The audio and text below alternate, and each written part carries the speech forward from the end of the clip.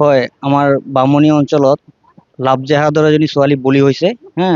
আৰু এইটো এটা কেছ নহয়, আজি 2-3টা কেছ হৈছে এনেকুৱা। বামুণী অঞ্চলত মুছলিম ল'ৰাই ছোৱালীক প্ৰলোভন দি লৈ যায় ফুচলাই হা। যিকোনো প্ৰকাৰে আমাৰ কালি 1টা বজাত এনেকুৱা এটা ঘটনা হৈছে, হিন্দু ছোৱালী এজনী লৈ গৈছে। সেই ছোৱালীজনীক আমি 24 ঘণ্টাৰ ভিতৰত প্ৰশাসনক অনুৰোধ জনাইছোঁ, 24 ঘণ্টাৰ ভিতৰত আমাক ছোৱালীজনী আনি দিবলৈ। আমি গোটেই ৰাইজ ওলাই আহিছোঁ, জখলাবন্ধা থানাত আমি সকলো কথা কৈছোঁ খুলি হা। এতিয়া ছোৱালীজনীক 24 ঘণ্টাৰ ভিতৰত আমাক ওলাই আনি পেলাই গতি দিব লাগে।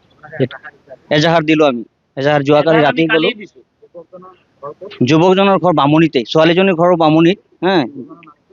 যুৱকজনৰ নাম আৰিফ শেখ হা। যিকোনো প্ৰকাৰে আমাক এই ছোৱালীজনী ওলাই আনিবই লাগিব, এই 24 ঘণ্টাৰ ভিতৰত আমাক লাগিব, এইটোৱে।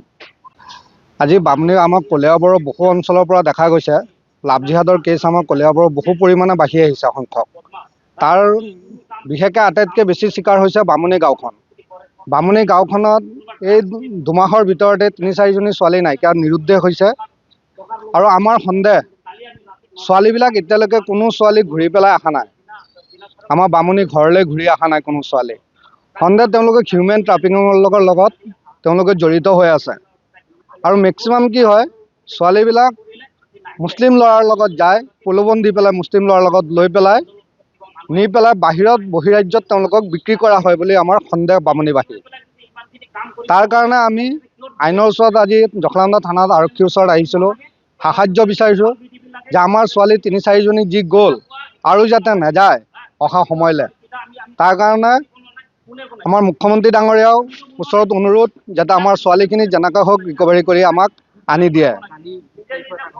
20 তাৰিখৰ যোৱাকালিও এখন ঘটনা ঘটিছে, দুপৰীয়া ভাগৰ এজনী ছোৱালী নাইকিয়া হৈছে। সন্দেহযুক্ত যে সেই মুছলিম কোনোবা ল'ৰাই তেওঁক লৈ গৈছে। ল'ৰাটো ঘৰ বামুণী, আৰিফ। হয়, আমি এটাই বিচাৰোঁ যে ছোৱালীজনী আমাক লাগে। প্ৰশাসনে যি প্ৰকৃতি আছে, আইনৰ যি সাহায্য আছে লৈ পেলাই আমাক ছোৱালীজনীক আকৌ আমাৰ ঘৰলৈ উভতাই অনাৰ চেষ্টা যাতে কৰে আৰু লাভ জেহাদৰ যাতে বলি নহয়। যিকোনো খবৰৰ বাবে যোগাযোগ কৰক আমাৰ এই নম্বৰত 9181 307 221।